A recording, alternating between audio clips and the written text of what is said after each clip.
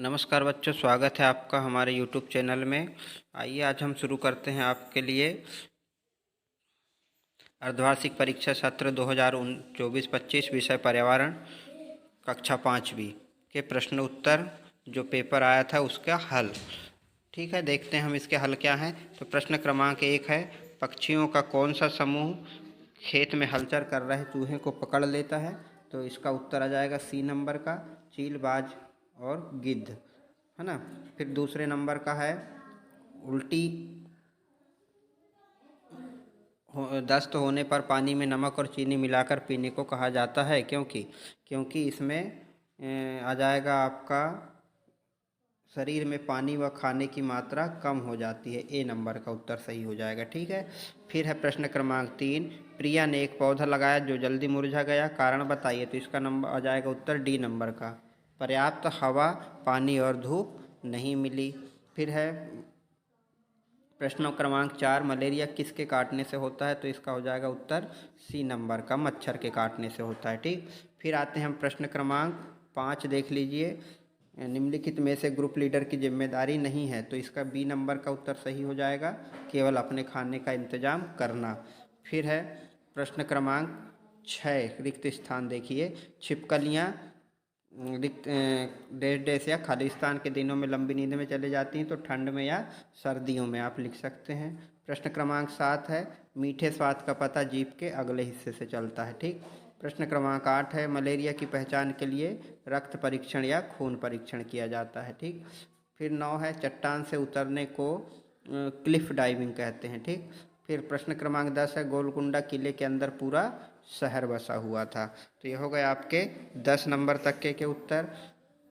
अब आते हैं हम 11वें नंबर में। क्या लिखा है प्रश्न, सांप के जहर के असर से बचने के लिए सपेरे क्या करते हैं? तो इसका उत्तर बच्चों हमने इधर लिख दिया है, उत्तर 11, सांपों के दांत को तोड़कर उनके विष को ख़त्म कर देते हैं। यहाँ पे बच्चों विष हो गया जल्दी जल्दी के चक्कर में, यहाँ पे आएगा विष आ जाएगा। ठीक, विष को ख़त्म कर देते हैं। ठीक है। फिर है प्रश्न क्रमांक 12, क्या दिया है 12 में,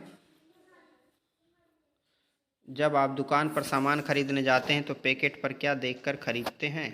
तो इसका उत्तर हो जाएगा, जब हम बाज़ार से कोई सामान खरीदते हैं तो पैकेट में सबसे पहले उसका मूल्य देखते हैं और उसके बनाने की तारीख और उपयोग की अंतिम तारीख देखते हैं। प्रश्न क्रमांक देखते हैं हम 13, क्या है प्रश्न क्रमांक 13?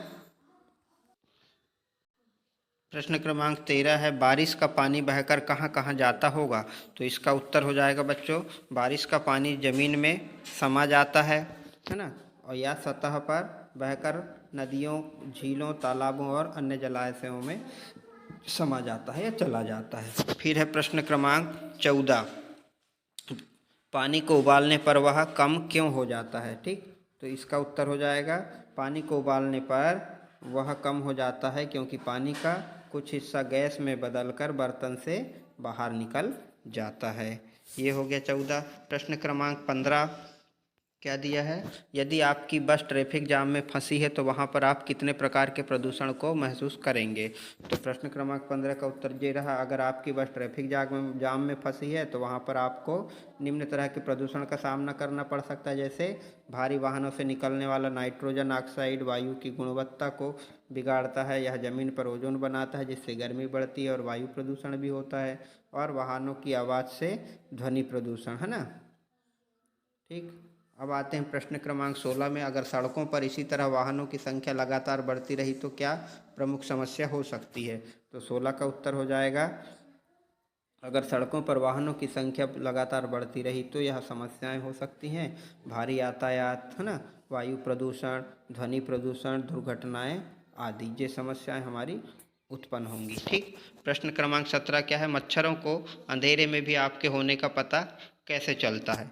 तो इसका उत्तर हो जाएगा बच्चों, शरीर की गर्मी से मच्छरों को अंधेरे में भी हमारे होने का पता चलता है। फिर है प्रश्न क्रमांक 18, बीज के अंदर क्या होता है? तो बीज के अंदर एक छोटा सा पौधा होता है जिसे भ्रूण कहते हैं, और भ्रूण में जड़, तना और पत्तियां होती हैं। ठीक। प्रश्न क्रमांक 19 है, बावड़ियों को सीढ़ीदार क्यों बनाया जाता है? तो बावड़ियों को सीढ़ीदार इसलिए बनाया जाता है ताकि पानी तक पहुंचने में आसानी हो। सीढ़ियों से नीचे उतर जाते हैं बावड़ी में, है ना। फिर है 20 नंबर का प्रश्न, देखिए नमक कैसे बनाया जाता है।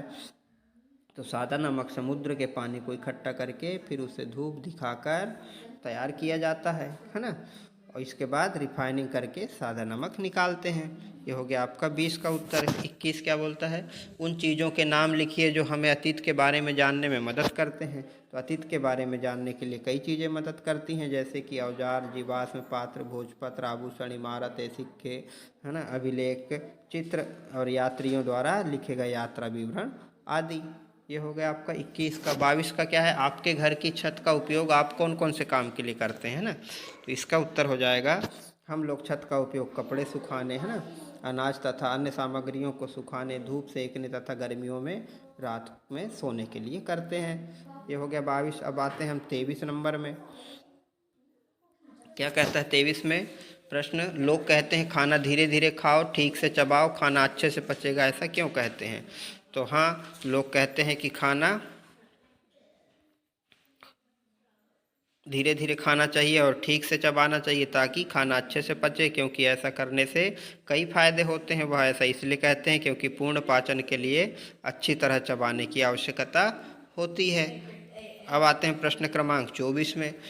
मलेरिया किस मच्छर के काटने से होता है एवं इसको रोकने के 4 उपाय बताइए। तो मलेरिया संक्रमित मादा एनाफिलीज मच्छर के काटने से होता है। इसको रोकने के उपाय, मच्छरदानी लगाकर सोना, नीम का धुआं करना, सिट्रोनेला तेल का इस्तेमाल करना, मच्छर भगाने वाली क्रीम या लोशन का इस्तेमाल करना।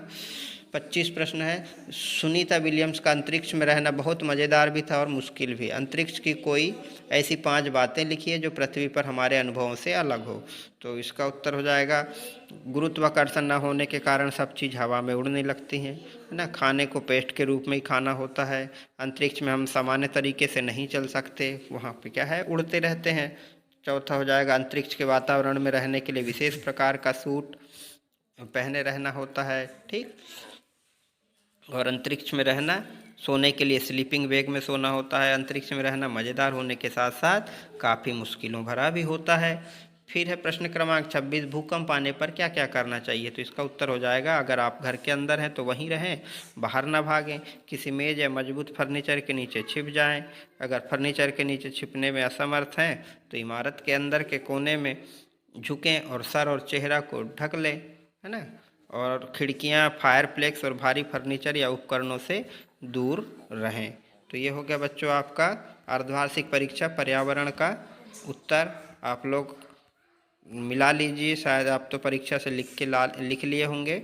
आप लोग आराम से मिला लीजिए, सही लिखे हैं कि नहीं लिखे हैं, और यदि नहीं लिखे हैं तो आप याद कर लीजिए इन प्रश्नों के उत्तरों को। बाय बाय, जय हिंद।